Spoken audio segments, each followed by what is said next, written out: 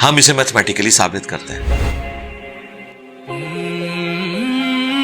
دیکھیں جو universal truth establish ہو چکے ہیں اس کو تو آپ کوئی دوبارہ سے چیلنج نہ کریں. یعنی یہ یونیورسل ٹروتھ ہے کہ 2 + 2 = 4. ٹھیک ہے, اب اسے کوئی 5 یا 3 بنانے کی کوشش کرے تو ظلم پر مبنی کام کر رہا ہے.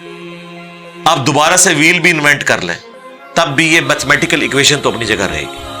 بالکل اس طریقے سے یہ چیز اسٹیبلش ہو چکی ہے کہ کائنات پہلے نہیں تھی تو آئی ہے. آپ کو پتا ہے کچھ عرصہ یہ نظریہ رہا ہے 17ویں اور 18ویں صدی میں کہ یہ اسٹیڈی سٹیٹ کائنات ہے, ہمیشہ سے ایسے ہی چل رہی ہے. لیکن یہ اب نظریہ اپنی موت مر گیا. ہم جس ایرا میں بیٹھے ہیں نا یہ نظریہ ختم ہو چکا ہوا ہے. آج سے نہیں, بگ بینگ کے بعد سے ہی جب وہ ہبل نے وہ ٹیلیسکوپ کے ذریعے چیز دیکھی تھی تو ہبل نے یہ دیکھا کہ کائنات میں جتنے بھی یہ اجرام فلکی ہیں یعنی آسمان پہ جتنے آپ کو سیارے ستارے نظر آ رہے ہیں نا ان میں ایک کامن چیز یہ ہے کہ سب ایک دوسرے سے دور جا رہے ہیں. اور اس کے لیے اس نے اسپیکٹرم جب ڈرا کیا, اسپیکٹرم جب گریجولی کسی چیز کا لائٹ کا اسپیکٹرم ریڈ کی طرف شفٹ ہو اٹ مینز کہ وہ آپ سے دور جا رہی ہے. تو یہ چیز لاجیکل تھی کہ جب یہ دور جا رہی ہے تو اس کو ٹائم میں ریورس کیا جائے تو کسی ایک جگہ سے شروع ہوئی ہوگی. یعنی میں ہاتھ میں کچھ بالز پکڑوں اور انہیں یوں پھینکوں, سارے ایک دوسرے سے دور جائیں گے. اور یہ ایک یونیورسل ٹروتھ ہے کہ یہ دور اس لیے جا رہے ہیں کہ کہیں ایک جگہ سے یہ سٹارٹ ہوئے تھے. یہ تو ایک نیچرل چیز ہے.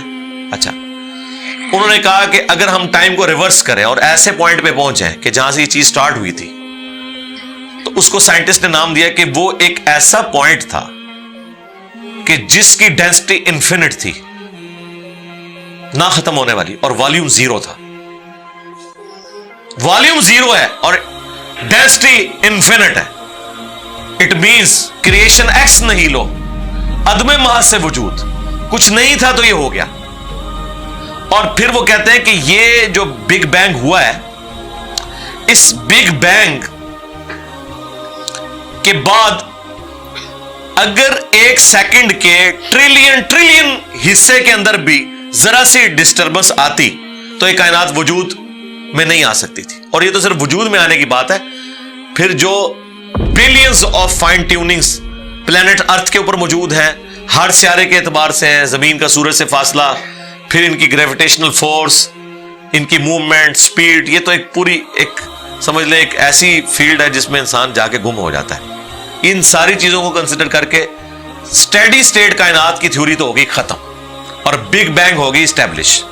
اب یہ تو ثابت ہو گیا کہ کریشن ایکس نہیں لو ہوئی ہے, یعنی انسان یا کائنات یہ پیدا ہوئے ہیں. پرابلم تب تھی آپ کے لیے جب آپ یہ مانتے کہ یہ بھی ہمیشہ سے انسان پیدا ہو رہے ہیں اور دوسرا اینڈ کوئی نہیں ہے. یہ تو مسئلہ حل کر دیا آپ کا سائنس نے. ان کا نہیں, کریشن تو ہوئی ہے. اب اس کا کریٹر ہے یا نہیں ہے اس کے اوپر وہ آ کے بات کرتے ہیں.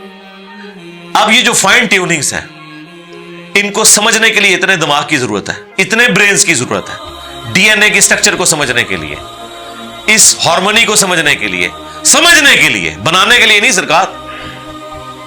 اتنے برینز لگ جائیں. آج تک ہم ڈسکوریز ہی کر رہے ہیں.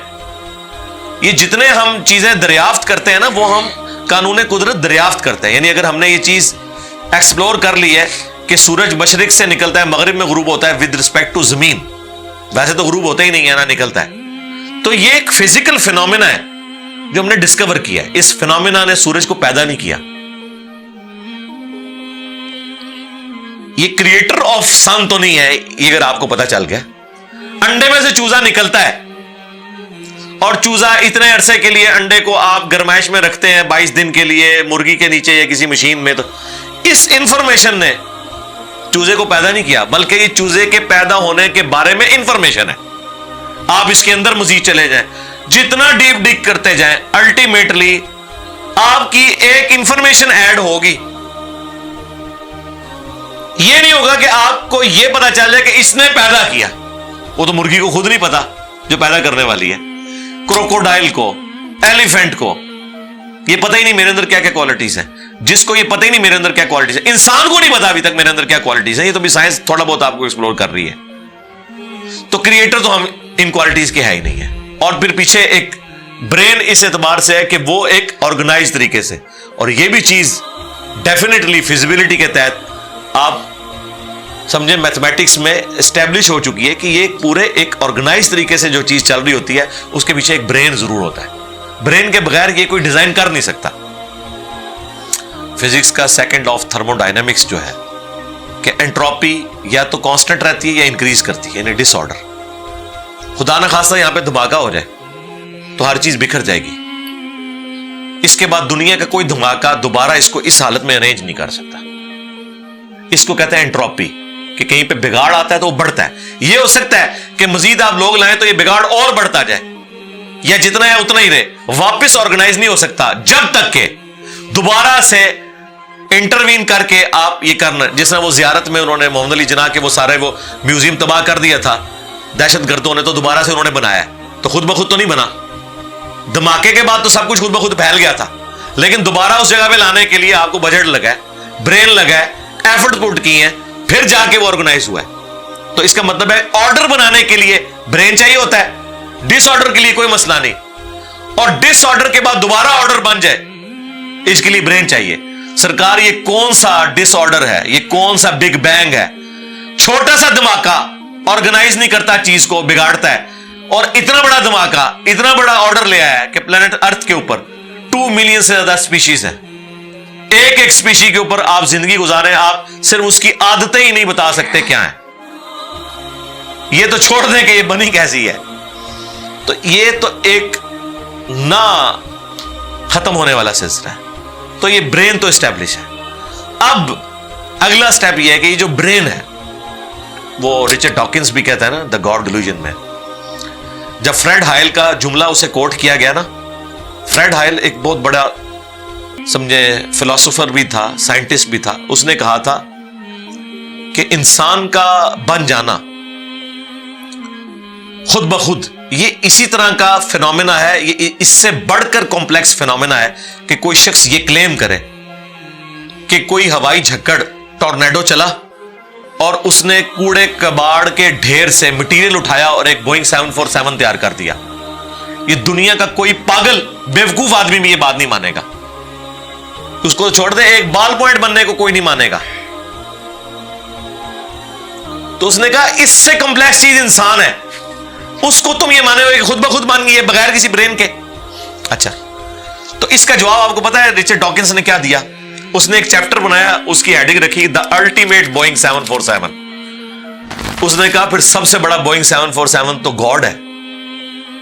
آپ یہ کہہ رہے ہو کہ انسان اتنا کمپلیکس ہے کہ خود بن نہیں سکتا کسی کے بنائے بغیر, تو جو اس کو بنانے والا ہے وہ تو اس سے زیادہ کمپلیکس ہے, وہ تو الٹیمیٹ بوئنگ 747 ہے. اگر اتنا مشکل انسان ڈی این اے اسٹرکچر والا,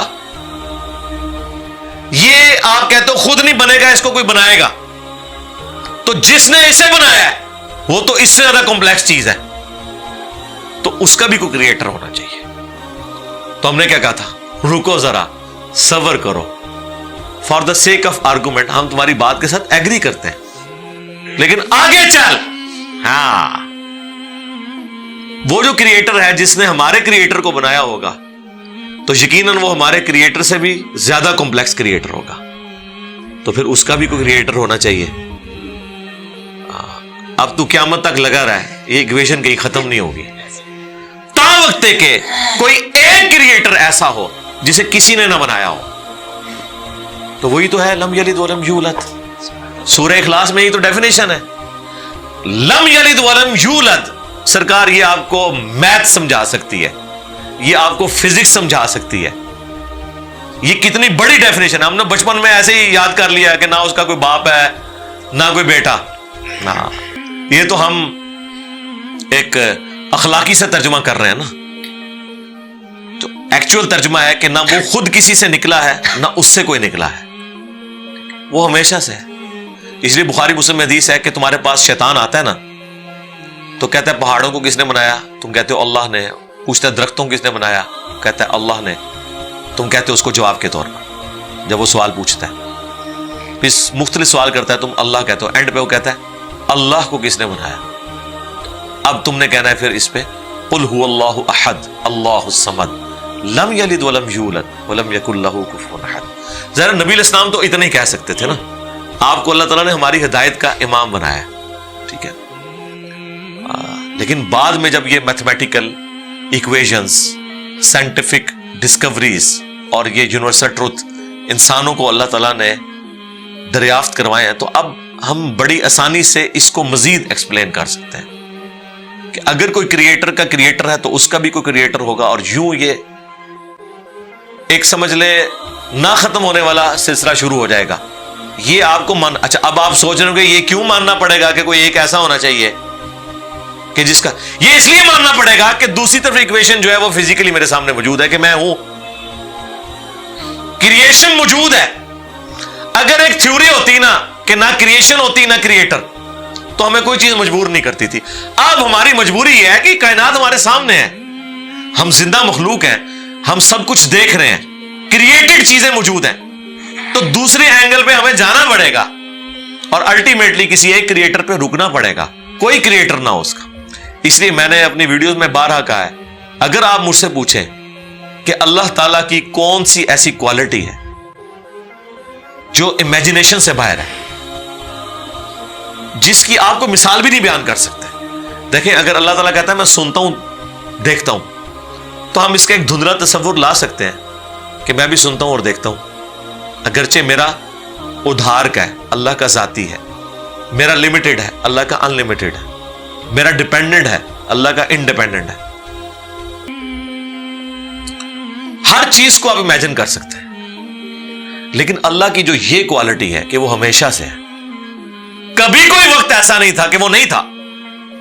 یہ ایک ایسا اندھا کنواں ہے، یہ وہ کانسیپٹ ہے کہ جس میں آپ غرق بھی ہو جائیں آپ کو اس کا کوئی سرا نہیں پکڑائی دے گا، ٹھیک ہے، اور یہ اللہ کی ایسی کوالٹی ہے۔ بہرحال یہ کوالٹی تو ہم اللہ کے ساتھ شیئر نہیں کر سکتے، لیکن جو اس کی دوسری کوالٹی ہے کہ وہ ہمیشہ کے لیے ہے، اس نے دیکھیں آپ کو شیئر کر لیا ہے اپنے ساتھ، خالق اور مخلوق کے فرق کے ساتھ ہمیشہ کی زندگی اس نے جنت میں آپ کا مقدر کر دی ہے۔